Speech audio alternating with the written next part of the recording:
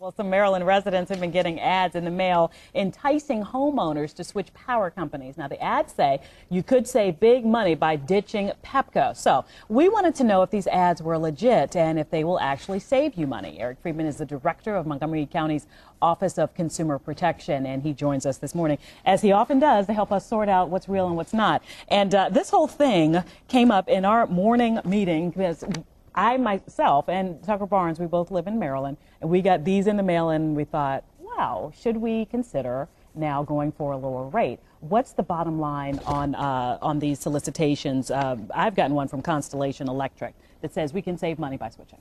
Right. Well, Allison, I got one too in the mail. But you don't need a bright light to see that this is a classic example of misleading advertising. Is that right? Absolutely. Okay, it gives a false so? Impression that you're locked into saving 13 or 14% over a 1 or 2 year period, when in fact they know that it's written in a very clever manner, because they are giving you a rate and they're comparing it to a Pepco rate. But they know that that's a moving target. The rate that they're comparing it to, they know may very likely change over the next 1 or 2 years.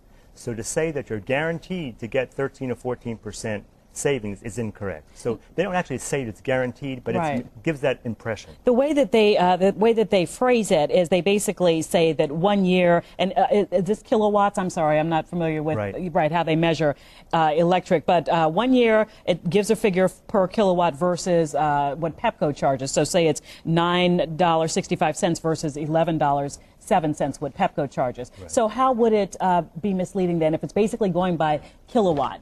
Well, the amount that Pepco charges per kilowatt is in fact likely to change over the next year or two. Okay. And in fact, if you look at the fine print, it actually says that in this solicitation, that it's very likely that the kilowatt hour amount that they're comparing it to for comparison is in fact going to change over the next 1 or 2 years, which means if it gets lower, you're not going to be saving. You're locked 13. into what they're have you paying, or under the guise of you'll save, in this case, 14% lower than Pepco's current price. Right. Which is what, right now, current price. That's right. But everything's a moving target because it's not really even locked in, because Constellation Energy, or Electric in this case, can give you a different amount in the fine print. Again, when you look at a situation like this and you see the bold print giveth and the fine print taketh away, and when you see a solicitation like this that has so much fine print on the back, that fine print is not there to protect consumers. Right. It's to change the impression that's given by the bold print.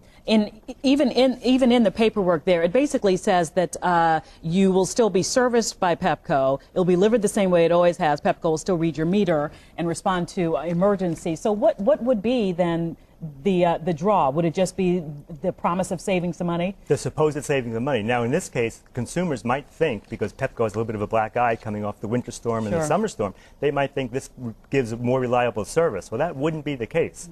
Pepco still has monopoly on the delivery of electricity.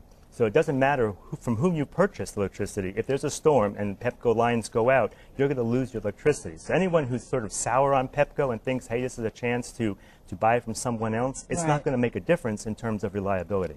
These were, I take it, I got one, you got one, said Tucker got one too, a mass mailing type of, hopefully, solicitation to get folks to switch over at the same time. What would be, so that basically is just what it is. It's a mass mailing. In fact, the outside of the envelope says attention Pepco customers. So it's targeted.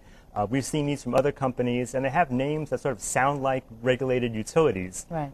So it gets a little bit confusing. It's very confusing for consumers. And unfortunately, it creates the false impression that this is guaranteed savings, that it's locked-in savings. But when you read the fine print, and if you can understand the fine print, you will find it's not guaranteed. They're just trying to get more customers, basically. Absolutely. All right. Eric Friedman is the director of Montgomery County Office of Consumer Protection. Thank you so much. My pleasure. I won't be switching now. Okay.